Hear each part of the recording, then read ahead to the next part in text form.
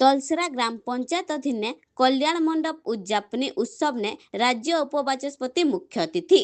आज बालीशंकरा ब्लॉक तलसरा गाँव ने तलसरा सरपंच श्री त्रिलोचन प्रधान को अध्यक्षतार कल्याण मंडप उद्घाटन होइछे। उक्त कार्यक्रम ने मुख्य अतिथि भाव राज्यर उपवाचस्पति तथा तलसरा विधायक श्रीजुक्त भवानी शंकर भोई, बालीशंकरा तहसीलदार श्रीमती कुंती नायक, तलसरा थाना श्रीजुक्त पुष्पेन्दु सागल, बालीशंकरा ब्लॉक अध्यक्ष श्रीमती कुंजलता भित्रिया उपस्थित थिले। बंडेगा ग्राम पंचायत, सागबहाल ग्राम पंचायत, तुमलिया ग्राम पंचायत, सौनामर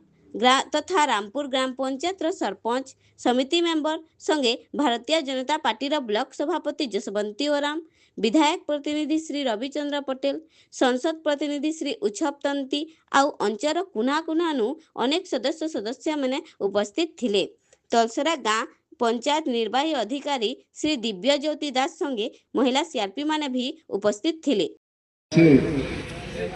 तो आपण मान करे आमे आपण मान करी खुशियाली रे आमे आसी छु। आपण माने हमके शामिल करले सेतिर काई भी आपण मान के धन्यवाद। तो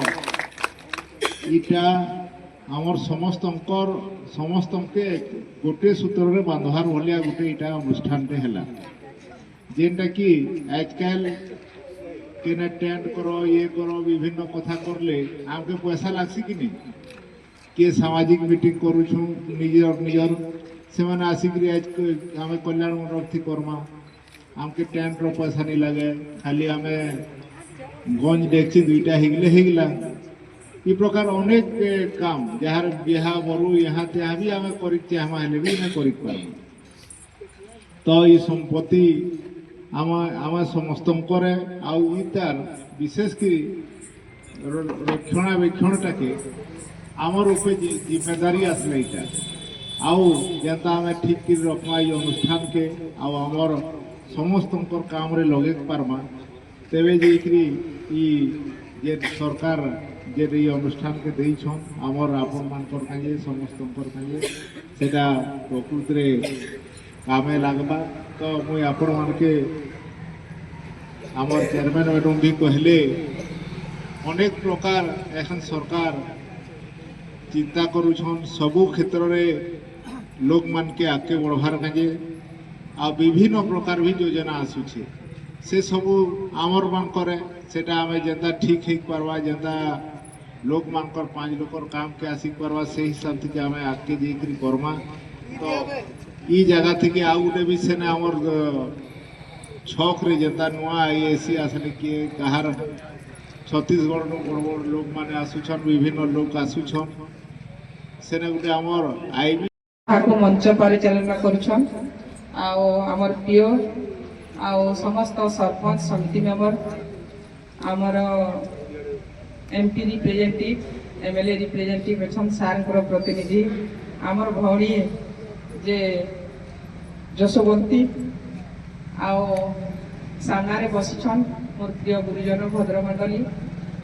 समस्त माँ बापा भाई भौणी माने समस्त आरक्षी बाहिनी रिपोर्टर भाई माने आमर जे आज शुभारंभ करिछन आज गोटे सुंदर मुहूर्त आमर जे नना पूजक तांकु भी षष्टांग प्रणाम ताले ताले शुभ मुहूर्त नाच गाना करी आमके पाछुटी आइछन ए समस्त उपस्थित पवित्र भूमि रे समस्त को वेलकम अभिवादन।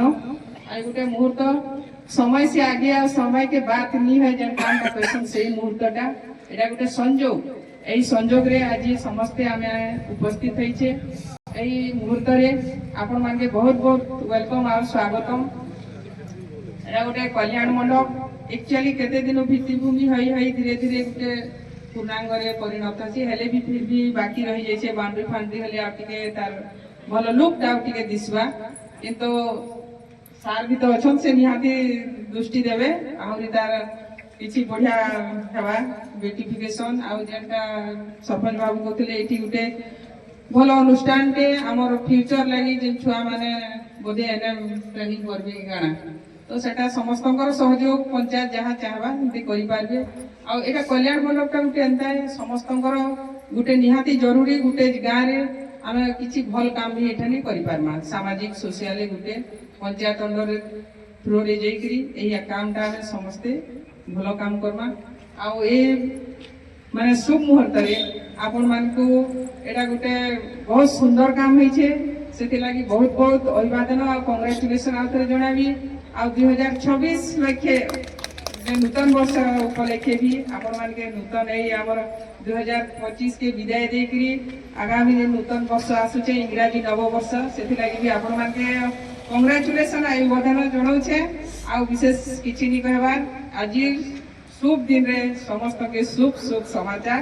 ढेर सारे भगवान हमको हेल्दी रखूं स्वस्थ रखूं हमें समस्त खुशी रहवा थैंक यू